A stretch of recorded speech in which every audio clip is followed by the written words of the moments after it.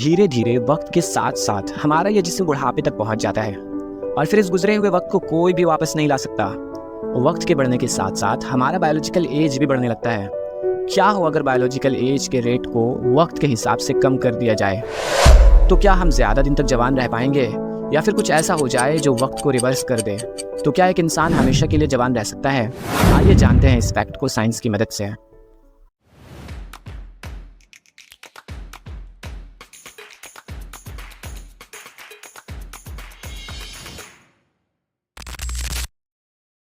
अगर हम लोग एज के बढ़ने की रफ्तार को किसी तरह से कम कर दे या एजिंग प्रोसेस को बिल्कुल स्लो कर दे तो एक इंसान काफ़ी दिन तक यंग रह सकता है और साथ ही साथ ज़्यादा दिन तक जिंदा रह सकता है।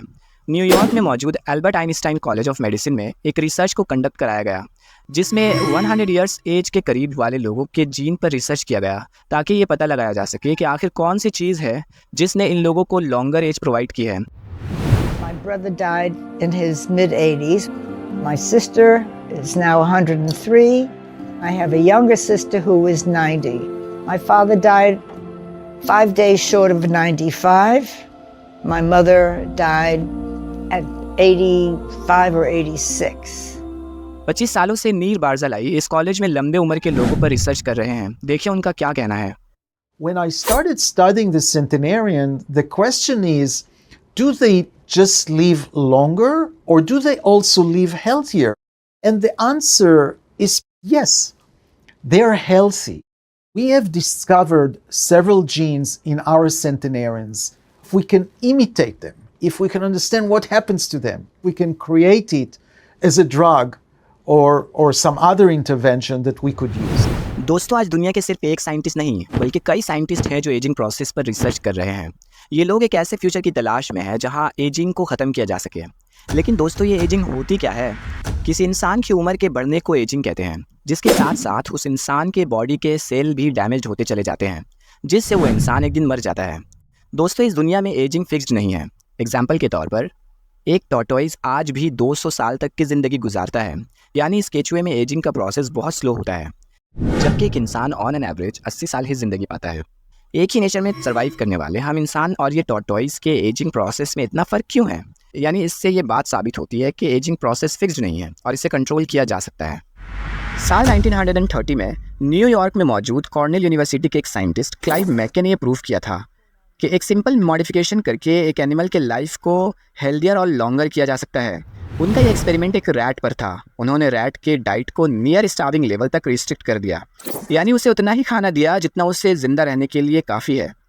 तो ऐसा करके उन्होंने ये ऑब्ज़र्व किया कि उस रैट की लाइफ स्पेन 33% तक बढ़ गई है, जिससे ये बात पहली बार डिस्कवर हुई कि हम एजिंग को कंट्रोल कर सकते हैं। अब नेशनल लाइब्रेरी ऑफ मेडिसिन की इस रिपोर्ट को देखिए जो कहता है कि भूखे रहने से लॉन्जेविटी और लाइफ स्पैन बढ़ती है, लेकिन लॉन्गर और हेल्दियर लाइफ के लिए हमें कभी कभी फास्टिंग करना भी पसंद नहीं है। अब साइंटिस्ट इस बात पर रिसर्च करने लगे कि जिस्म का वो कौन सा पार्ट है जो लाइफ स्पैन को सबसे ज़्यादा अफेक्ट करती है। साल 1990 में सिंथिया कैनन भी कुछ ग्राउंड वर्म्स पर रिसर्च कर रही थी और उन्होंने ये प्रूव किया कि जीन्स एजिंग में एक अहम रोल प्ले करते हैं। दोस्तों, यहीं से साइंटिस्ट को एक क्लू मिला कि जीन्स और एजिंग का एक अहम कनेक्शन है। Amazingly, we found that changing a gene called DAF2 could, in one fell swoop, double the lifespan of the animal and cause it to age much more slowly than normal so that it stayed young. दोस्तों, researcher ने उन jeans को discover कर लिया है जो इंसान के एजिंग प्रोसेस को इफेक्ट करते हैं, लेकिन इन जीन्स में चेंजिंग लाकर एजिंग को स्लो डाउन करना पॉसिबल नहीं था। कई साल इस पर रिसर्च के बाद पता चला कि एपिजीनोम को मॉडिफाई करके एजिंग को स्लो किया जा सकता है। दरअसल एपिजीनोम जीन्स का एक पार्ट है जो जीन्स के फंक्शंस को कंट्रोल करता है। रिसर्च से पता चला कि अगर 4 प्रोटीन्स जिन्हें यामानाका फैक्टर्स कहते हैं को अगर हम मैनिपुलेट कर दे तो ये यामानाका फैक्टर एपिजीनोम को चेंज कर देगी, जिससे सेल ओल्ड से यंग की तरफ रिवर्स होने लगेगी।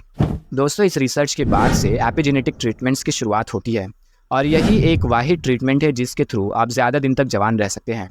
लेकिन ये ट्रीटमेंट अब भी उतनी इफेक्टिव नहीं है और इस पर रिसर्च जारी है।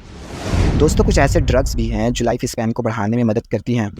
कुछ ऐसे मेडिसिन जिनमें डेस्टिनी केमिकल मौजूद होता है। इन ड्रग्स का यूज़ पहले ल्यूकीमिया के ट्रीटमेंट में होता था, लेकिन एक रिसर्च से पता चला कि ये सेनेसेंट सेल को मार देते हैं, जिससे एजिंग स्लो हो जाता है। सेनेसेंट सेल बॉडी में ऐसे सेल होते हैं जो फर्दर डिवाइड नहीं होते, इसलिए ये बीमारी और एजिंग की वजह बनते हैं। दोस्तों इन ड्रग्स में सबसे पहला नाम मेटफॉर्मिन का आता है।